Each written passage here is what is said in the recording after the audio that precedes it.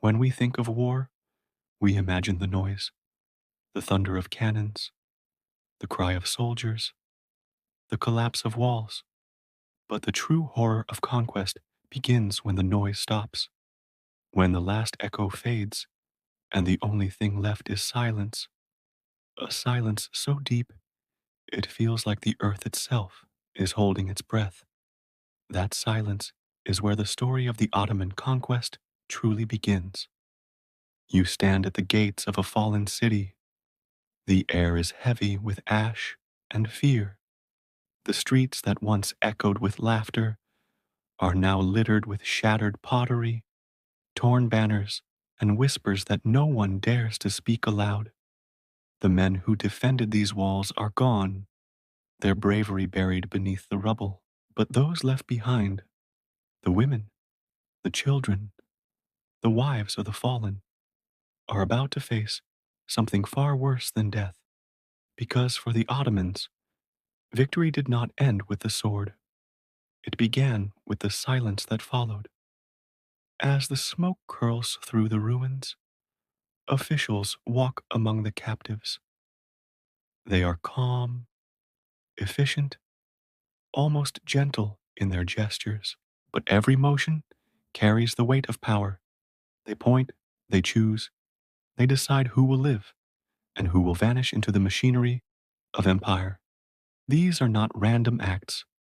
These are selections, each face examined like a coin, each name recorded and then erased. One in every 5 captives, by imperial law, belonged directly to the Sultan, and that law was sacred. From the smallest village to the grandest city, it was enforced with cold precision. The strongest boys were taken away, not as prisoners, but as seeds of a new army. They would be trained as janissaries, elite soldiers of the empire, torn from their families and reborn as enemies of their own blood. And for the women, their journey was different, but in many ways, it was more terrifying. Imagine being led through the shattered gates of your city, through roads you once knew, past homes you once lived in. Each step takes you further from the life you remember.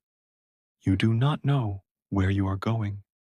You only know that you are never going back.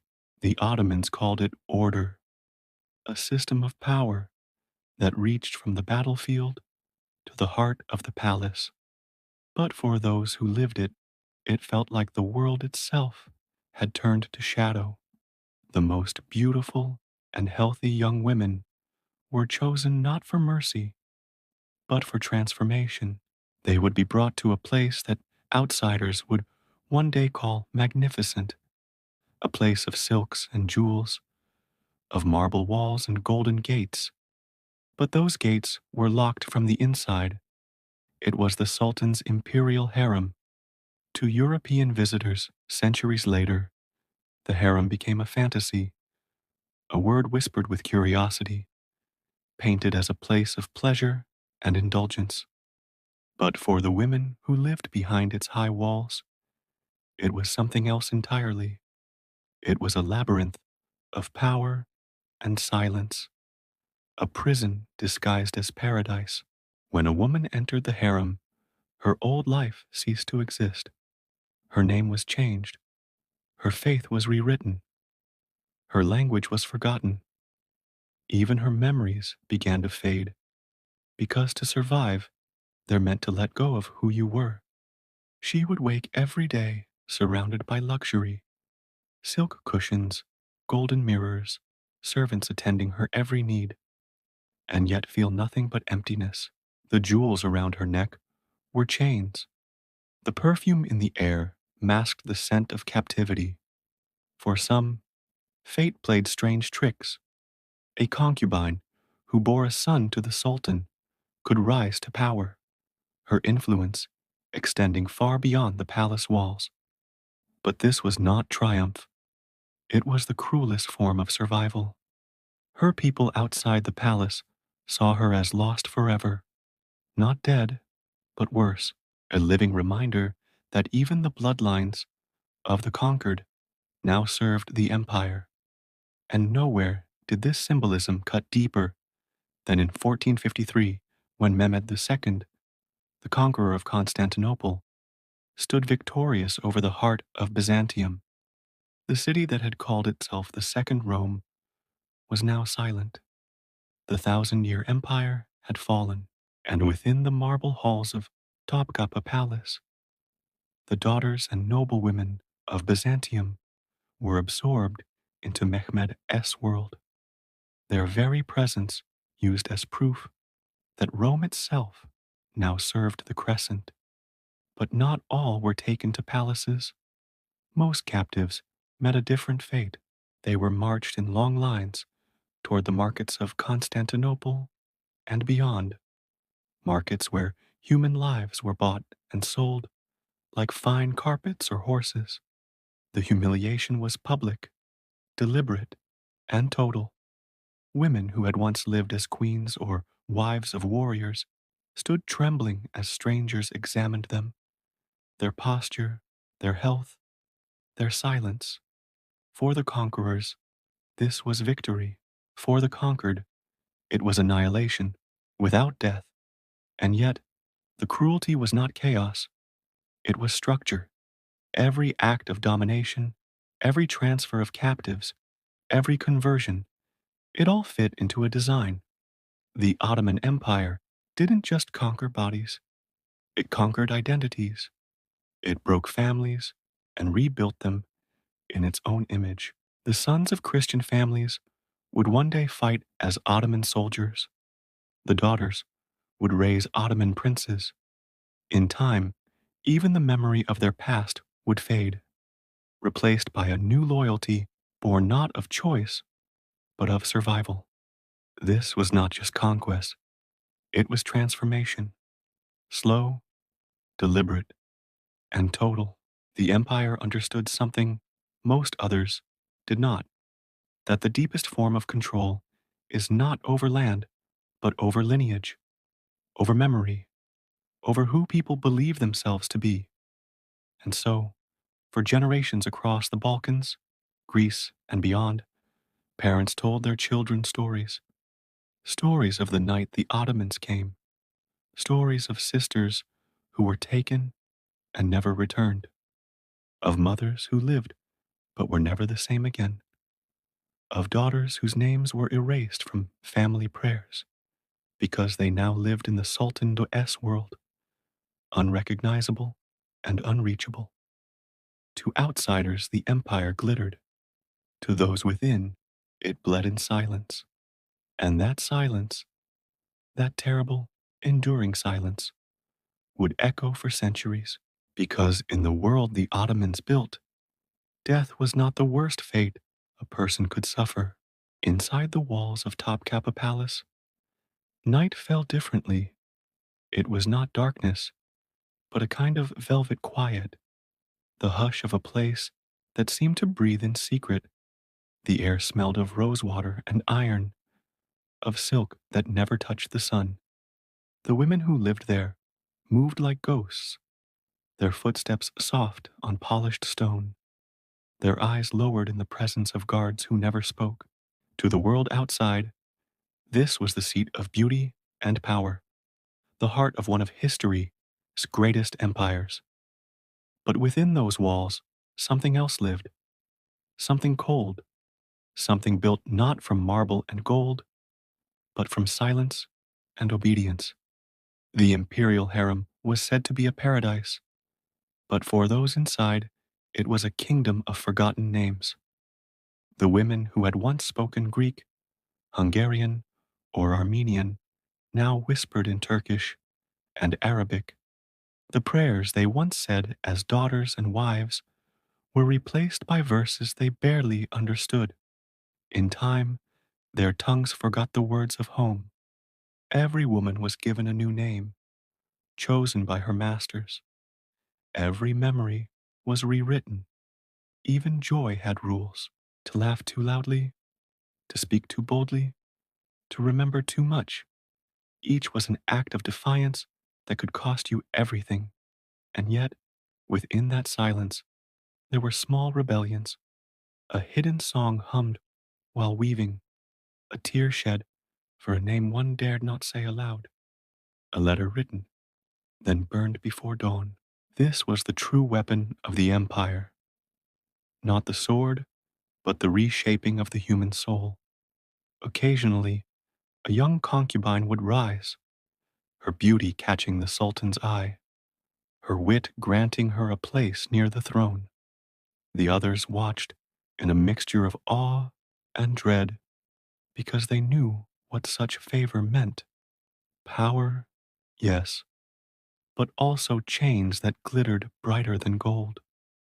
To bear the sultan, a son was both a blessing and a curse.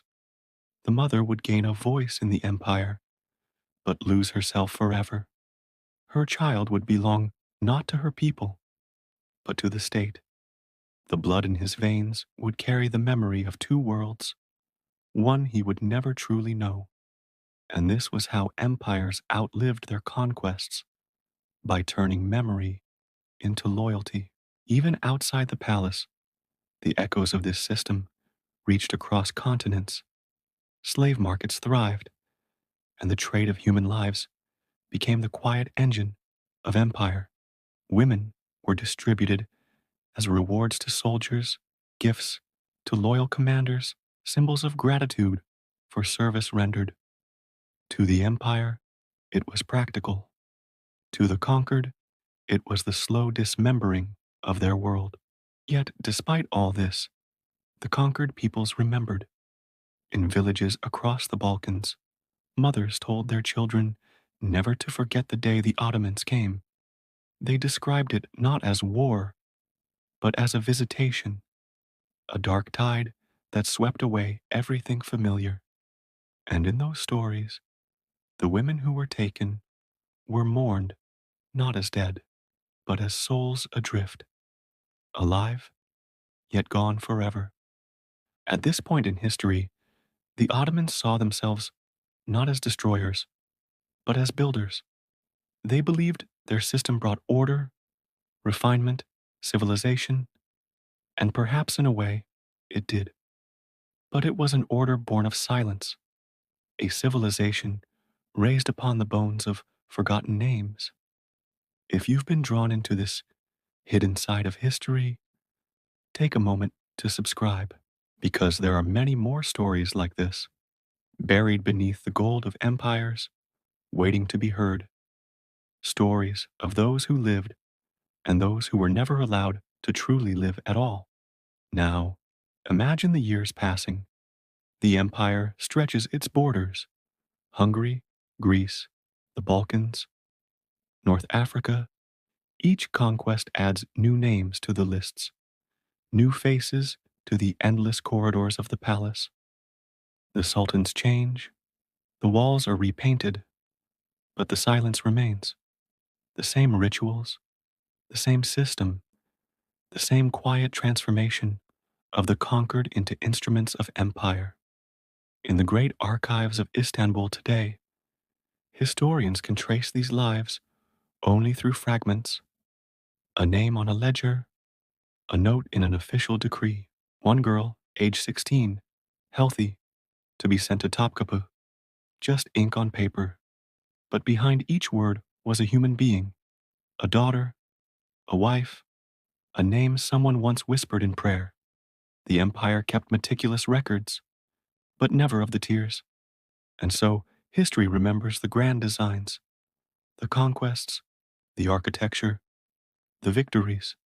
It remembers the sultans as visionaries, warriors, poets, but it forgets the women who were the living proof of those victories. It forgets that behind the splendor of domes and gardens lay 1,000 silent heartbreaks, that the beauty of empire was built upon the ruins of someone else's home. There is a cruel symmetry to it all. The Romans once did the same, the Persians before them. Even the Mongols had their rituals of domination, but the Ottomans perfected it, not through violence alone, but through patience, through the slow, deliberate unmaking of the self. That was their genius and their curse. And centuries later, when the empire finally began to crumble, those stories resurfaced. Old songs whispered in mountain villages, family names traced back to forgotten mothers, echoes that refuse to die, because you cannot truly erase a memory, not one that has lived through generations of silence. It survives, hidden in lullabies, in the way a woman lights a candle, in the prayer said in a language no longer spoken. And perhaps that is the final irony. The empire that sought to conquer the world through order could not control the human heart, for even in the depths of the palace, even among those who had lost everything, there were moments, fleeting, fragile moments, of remembrance, a scent, a sound, a word half forgotten, proof that identity can be buried, but never entirely destroyed. Today, when we walk through the courtyards of Topkapi Palace, we marvel at its beauty, the tiles, the gardens, the view over the Bosphorus. Tourists take pictures, children laugh, the air smells of sea and sunlight.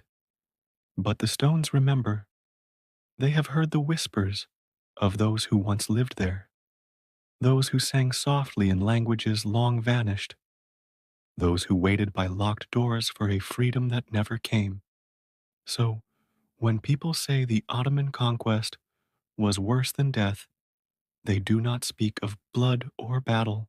They speak of this, the long, slow fading of a life once known, the quiet transformation of person into property, the survival that demanded forgetting everything that made you who you were. And that is why history must not only remember the conquerors, but the conquered, not just the sultans, but the silenced, because their stories remind us that power is never just about armies or crowns. It is about memory, about who gets to speak and who is forced to disappear. The battlefield killed the body, the empire killed the soul, and centuries later, the silence still speaks. So tell me, if you had lived in those days, if survival meant surrendering everything that made you who you are, would you have chosen to live